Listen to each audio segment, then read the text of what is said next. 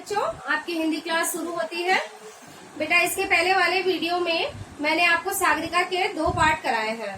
I hope कि आप सबने उस पार्ट को अच्छे से समझ लिया होगा और कर लिया होगा। ठीक है, तो मैंने आपको बुक एक्सरसाइज भी सेंड किया था और कॉपी वर्क भी दिया था। बहुत कम बच्चों की कॉपी मेरे पास आई है, तो बेटा प्लीज आप मेरे पास कॉपी सेंड करिए ताकि मुझे ये पता चले कि हाँ, आप वीडियो देख रहे हैं और लिख रहे हैं। तो जैसा कि मैंने आपको बताया था कि आपकी 2 बुक है, एक सागरिका की और एक व्याकरण की। तो सागरिका में आपका 2 चैप्टर कंप्लीट हो गया है। ठीक है, तो अब हम आपका व्याकरण स्टार्ट करेंगे। तो व्याकरण में हम आज आपका पाठ 1 पढ़ाएंगे आपको। ठीक है, तो सबसे पहले आप अपनी बुक देख लीजिए, मेरी हिंदी व्याकरण एवं रचना भाग 2। ठीक है, तो सबसे पहले हम पेज नंबर 5 निकालेंगे। पेज नंबर 5 में क्या है? आओ पुनः दोहराएं, मतलब लेट्स रिवाइज। जैसा कि आप क्लास 1 में इस चीज को पढ़ चुके हैं। दिए गए, देखिए आप देखेंगे, दिए गए वर्णों की मात्रा लिखिए और उनमें से एक एक शब्द बनाइए। दिए गए मात्रा में से एक एक मात्रा लिखना है और एक एक शब्द बनाना है। जैसा कि आपको एक उदाहरण देखिए, क्या है? अ का कोई मात्रा नहीं होता है, तो अनार, अचकन, है ना? 2 शब्द बनाने हैं, ये ध्यान दीजिएगा। अब आ की मात्रा है, तो हम यहाँ क्या करेंगे? आ की मात्रा लगाएंगे। तो यहाँ क्या हो गया हमारा? आम, काम। अब ई क्या है? हमें ई की मात्रा लगानी है। छोटी ई की मात्रा इधर से होती है, तो हम इसी तरह, जैसा कि आपको पता है, तो आप अपने बुक में ही बेटा इसे कंप्लीट करेंगे। बुक में ही पहले मात्रा लगाएंगे और उसके बाद उससे एक एक शब्द बनाएंगे। ठीक, पूरा आपके वर्ण से मात्रा बनाना है, वर्ण की मात्रा बनाना है, मात्रा से शब्द बनाना है। ठीक, व्यंजन में आप देखेंगे कि व्यंजन माला को पूरा कीजिए। स्वर और व्यंजन आपको क्लास यूकेजी में पढ़ाया गया है बेटा, और 1 में भी। तो आप देखिए, इसमें ब्लैंक खाली है ना, क के बाद ख, फिर ग, घ, अंग की जगह खाली है, फिर च की स्पेस खाली है, तो हम क्या करेंगे? च, छ, ज, झ, इय, ट, ठ, ड, ढ, अड़, त, थ, द, ध, न, प, फ, ब, भ, म, य, र, ल, व, श, स, ह, छ, त्र, ज्ञ। ठीक है, ये हमारा सारा स्पेस क्या है? खाली है। इन स्पेस में हमें व्यंजन लिखने हैं। और इधर वाले पेज में हमें क्या करना था? इधर वाले पेज में हमें स्वर लिखना था। स्वर लिख के हमें मात्रा बनानी थी, है ना? मात्रा पूरा बना के एक एक शब्द लिखना था। और इसमें हमें क्या करना है? इसमें हमारे जो ब्लैंक जगह खाली जगह है, इसमें हमें भरना है कि यहाँ पे क्या आएगा। ठीक, ये आप खुद अपनी बुक में करेंगे। अब हम स्टार्ट करते हैं पाठ 1, भाषा और व्याकरण। ठीक है, लैंग्वेज एंड ग्रामर। तो सब अपनी अपनी बुक निकाल लीजिए। पाठ 7, सॉरी पेज नंबर 7, पाठ 1, भाषा और व्याकरण। सबसे पहले ये भाषा क्या है? लैंग्वेज, जो लैंग्वेज हम बोलते हैं। आपको पता है कि हमारे देश में कई भाषाएं बोली जाती हैं। हिंदी, अरबी, संस्कृत, फारसी, इंग्लिश, मराठी, उर्दू, फ्रांसीस, मतलब जितने भी भाषाएं, चीन की भाषा, सबकी भाषाएं अपनी अपनी अलग होती है। हमारे जो देश में बोली जाती है वो भाषा क्या है? हिंदी भाषा। हम लोग क्या बोलते हैं? हिंदी भाषा यूज करते हैं। कभी कभी होता क्या है कि हम इंग्लिश भी बोलते हैं, है ना? तो अब देखिए, आप अपने बुक में देखिए क्या है? मदन अपने मित्र को संकेत के पास बुला रहा है। मदन क्या कर रहा है? अपने मित्र को बुला रहा है ना? मदन अपने मित्र को संकेत के पास बुला रहा है। मदन क्या कर रहा है? यहाँ आओ मेरे पास। वो क्या कर रहा है? अपने पास बुला रहा है ना? सेकंड वाले चित्र में क्या है, सिपाही के सीटी बजाते ही यातायात रुक गया। सिपाही क्या कर रहा है, सीटी बजाया और गाड़ी जो भी गाड़ियां चल रही थी वो क्या हो गई, रुक गई, है ना। अब थर्ड नंबर में क्या है, कक्षा में अध्यापिका के मुंह पर उंगली रखने से छात्र चुप हो गए। टीचर ने क्या किया, अपने मुंह पे उंगली रखा तो सारे स्टूडेंट क्या हो गए, चुप हो गए। हम लोग आपको क्लास में बोलते ना, क्या हो रहा है, सब लोग अपने अपने मुंह पे हाथ रखिए। तो आप लोग अपने मुंह पे हाथ रखते हैं, ये सिर्फ देख के, है ना। माँ की गोद में आते ही बच्चा चुप हो गया। बच्चा अपनी मम्मी की गोद में जब आया तो वो क्या हो गया, वो चुप हो गया, है कि नहीं। तो इसमें क्या है, हम अपनी बात संकेतों के माध्यम से भी कह सकते हैं। संकेतों के माध्यम से हम कैसे कहते हैं, जैसे कहते हैं वो देखो चांद है, तो हम क्या कर रहे हैं, चांद को संकेतित कर रहे हैं। हम उसे उसकी तरफ उंगली दिखा के संकेत करते हैं, अरे वो मंदिर कितना अच्छा है, वो स्कूल है, ऐसा हम संकेत करते हैं। सिपाही द्वारा यातायात को संकेत रूप में अपनी बात समझाना या कक्षा में चुप होने का संकेत, इन सभी चित्रों में अपनी बात को बिना शब्दों के प्रकट किए कहा गया है।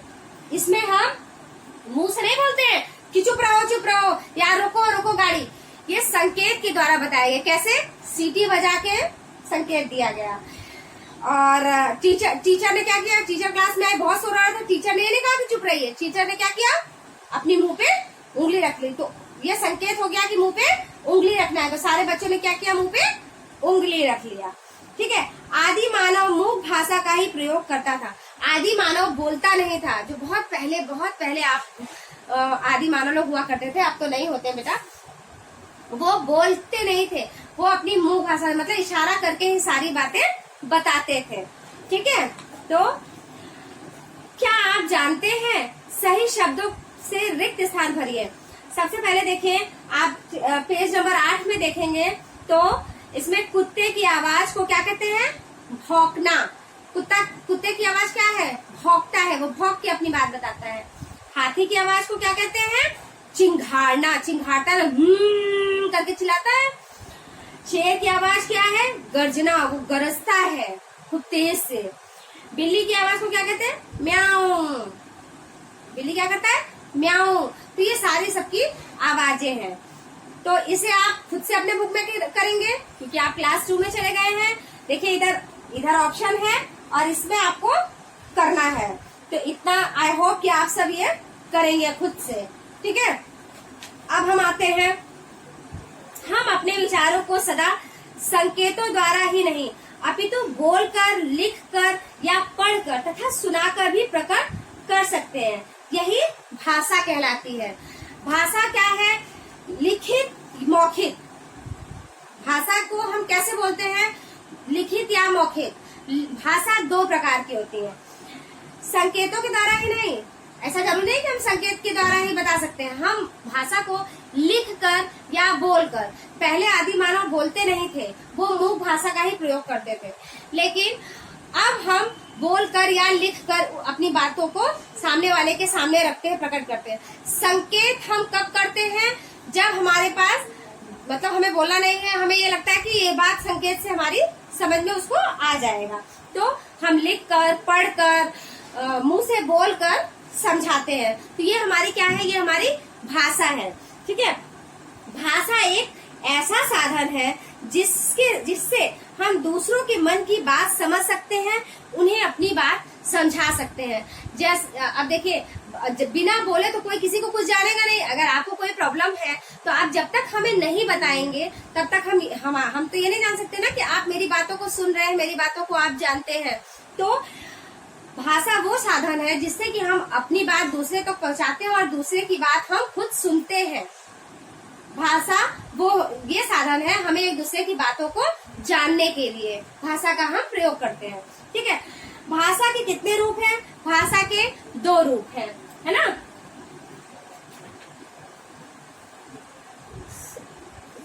भाषा और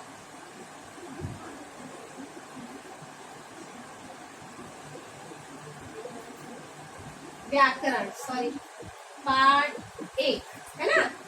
तो हमने, सॉरी बेटा, हमने क्या किया है,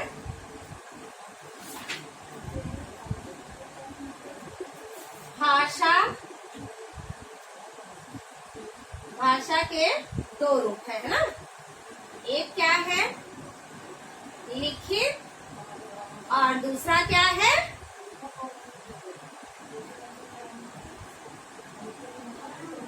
मौखिक।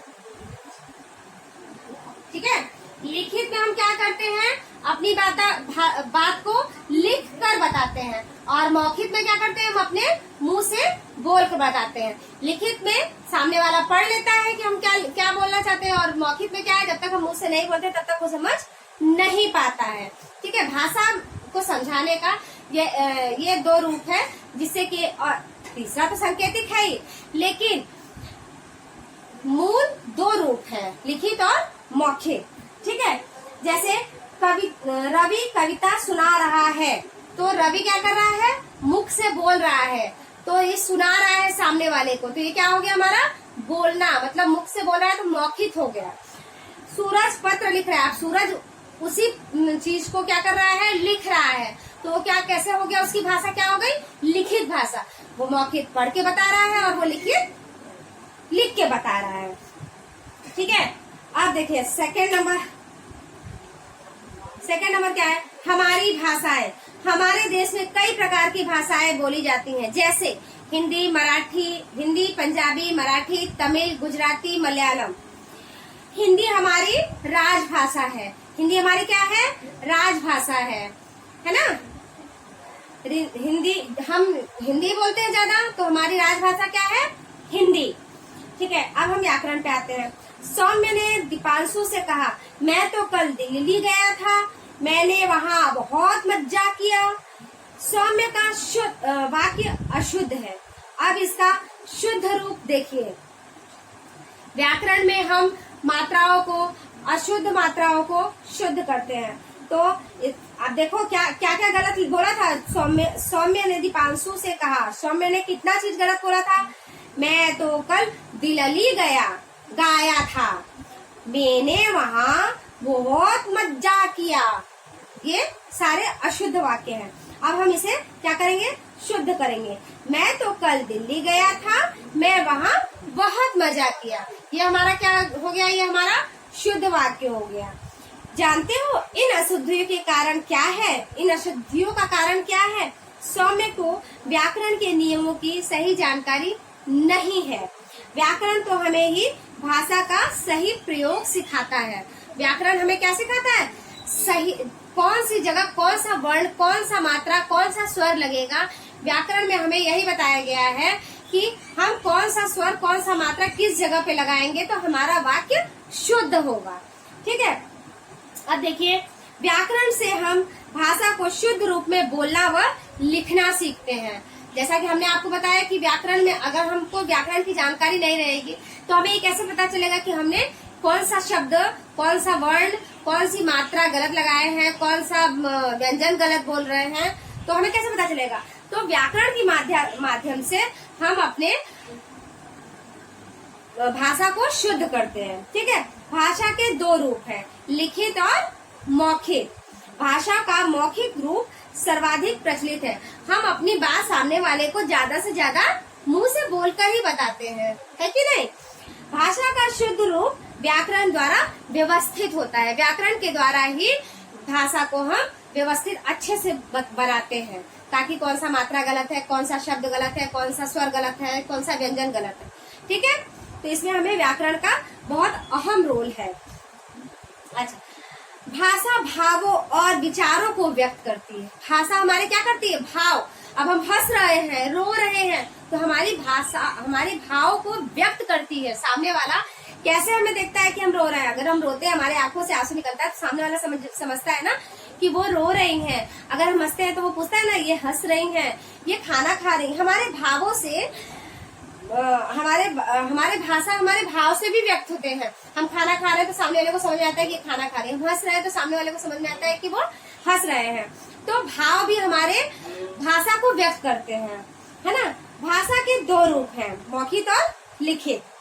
वैसे तो सांकेतिक रूप में भी हम अपनी बातों को दूसरों तक पहुंचा सकते हैं, लेकिन भाषा का मौखिक और लिखित रूप सर्वाधिक प्रचलित है। जैसा कि मैंने आपको बताया कि सब चीज हम सांकेतिक करके नहीं बता सकते, कुछ चीजों को हमें मुंह से बोलना पड़ता है, लिखना पड़ता है। सांकेतिक भाषा हर जगह प्रयुक्त नहीं हो सकता है। अगर हमें जाना है हॉस्पिटल, है ना, तो अब हम संकेत करके तो बताएंगे नहीं, हम तो मुंह से बोल के बताएंगे ना कि मेरी तबीयत खराब है, हमें हॉस्पिटल जाना है। अब हम करेंगे और हम संकेत करेंगे, सामने वाले को तो समझ में नहीं आएगा कि ये क्या बोलना चाह रहा है, कहाँ जाना चाह रहा है ना। व्याकरण भाषा को नियमों से बांधता है, उसका सही प्रयोग करना सिखाता है।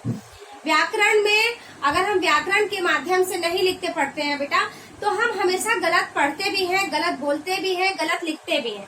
तो व्याकरण हमारी बातों को शुद्ध करने का एक अच्छा प्रचलन है, मतलब अच्छा उपाय है। व्याकरण से हम अपने भाषा को शुद्ध और साफ बोलते हैं, लिखते हैं।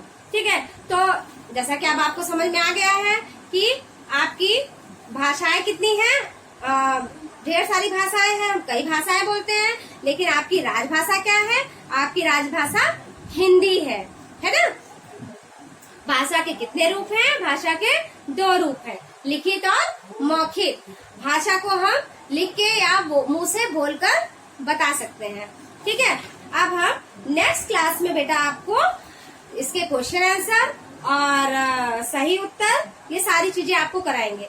सो प्लीज आप बहुत ध्यान से इसे भाषा और व्याकरण को इस चैप्टर को पढ़ेंगे 2 टाइम और अच्छे से समझेंगे। कुछ भी आपको ऐसा लगता है जो आपको समझ में नहीं आया है, तो आप मेरे व्हाट्सएप पे हमसे पूछ सकते हैं। ठीक है, और जब आपको कॉपी वर्क या बुक एक्सरसाइज कराया जाए तो आप उसे करके मेरे व्हाट्सएप पे सेंड करेंगे।